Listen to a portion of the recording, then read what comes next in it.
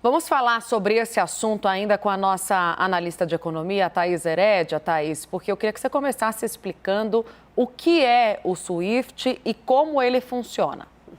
Prazer, né, Thaís Herédia? Nessa altura a gente tem que entender o que é o SWIFT. Ele é um sistema que existe já há muitos anos. Qualquer pessoa que quiser fazer uma operação do Brasil para fora, para mandar para outro lugar, vai num site, tem vários sites aqui no Brasil, você diz, olha, eu quero fazer uma remessa para fora e lá vai estar o código do SWIFT.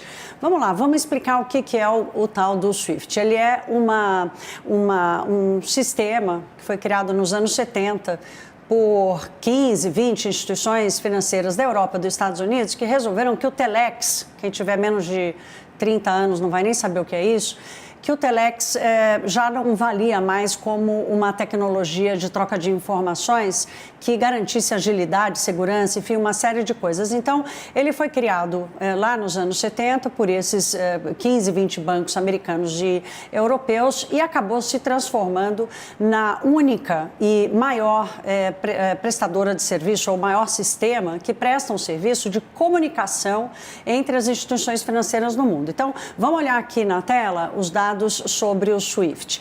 Como ele é um organismo mantido pelos seus membros, são cerca de 2.000 membros que têm ali a voz sobre a gestão do SWIFT, a sede dele fica na Bélgica e a supervisão é pelo Banco Nacional da Bélgica, pela legislação da União Europeia, com parcerias feitas ali entre Banco Central da Inglaterra, Banco Central dos Estados Unidos, mas a sede fica na Bélgica. Como eu disse, são mais de 200 países que se comunicam, usam o SWIFT para se comunicar. É uma comunicação. O SWIFT não faz pagamentos.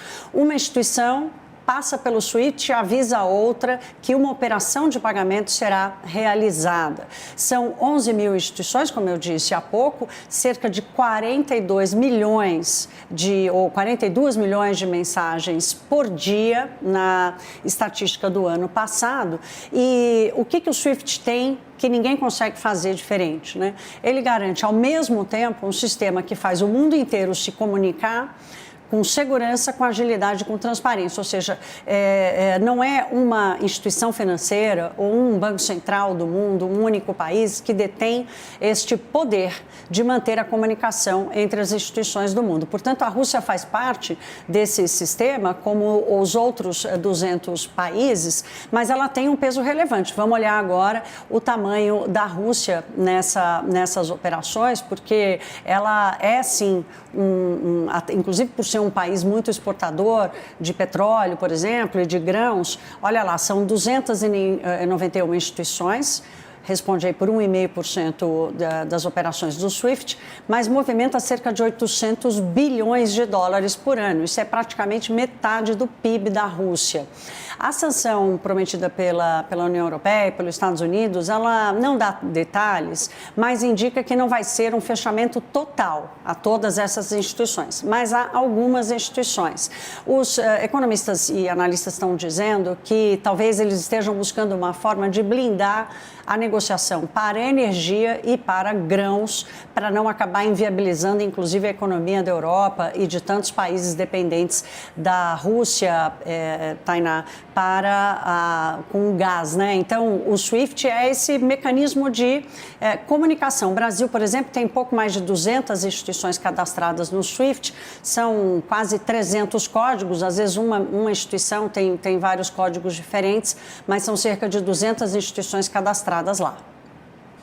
Thaís, eu queria que você explicasse também, ficasse um pouquinho para a gente, para explicar outra sanção que foi anunciada pelas lideranças ocidentais, que foi o bloqueio da Reserva Nacional da Rússia.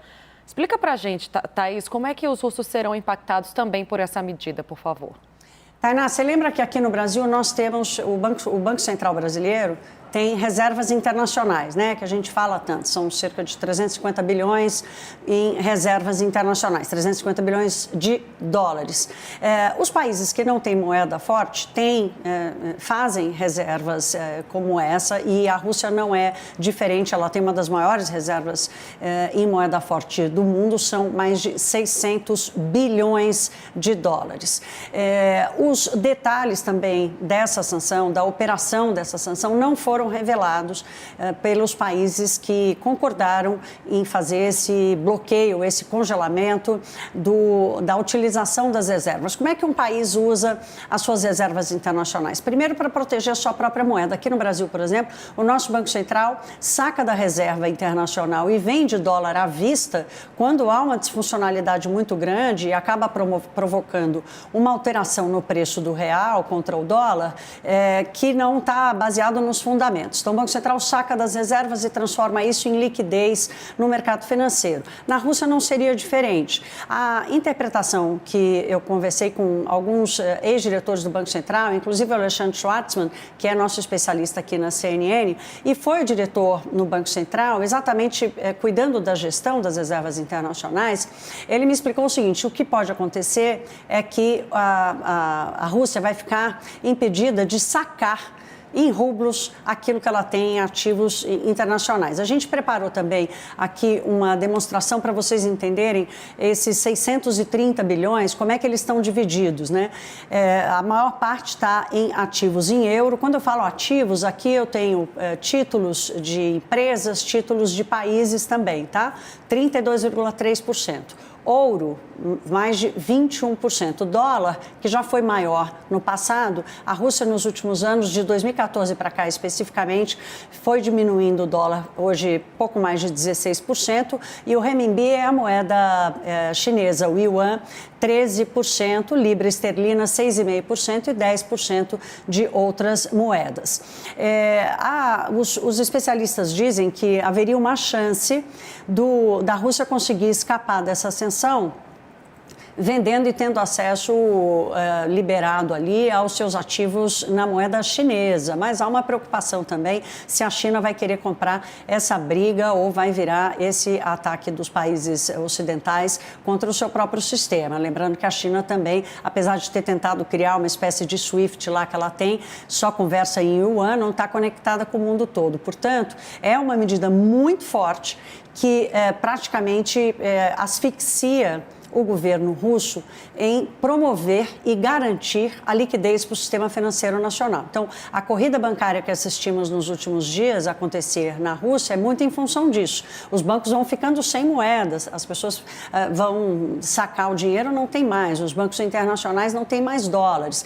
E, para responder a isso, e fazer como qualquer banco central faria, pegar a reserva internacional, transformar isso em liquidez, sacar e promover essa liquidez, essa tranquilidade no mercado, no sistema financeiro nacional, a Rússia provavelmente não poderá fazer isso. A Ursula von Leyen, da União Europeia, ela disse que as ações que eles pretendem tomar podem congelar cerca de metade das reservas internacionais, e agora a gente entende por quê, porque metade está em euro, pouco mais em dólar, metade disso em dólar, e há também uma preocupação em como a Rússia faria para vender ouro, por exemplo. De qualquer forma, é um cerco e uma asfixia à capacidade do governo russo em garantir a liquidez para o seu sistema financeiro, Tainá. Aí, Thaís Herédia, explicando tudo o que a gente precisa saber sobre essas sanções econômicas agora destinadas à Rússia. Muito obrigada, Thaís, por essa participação.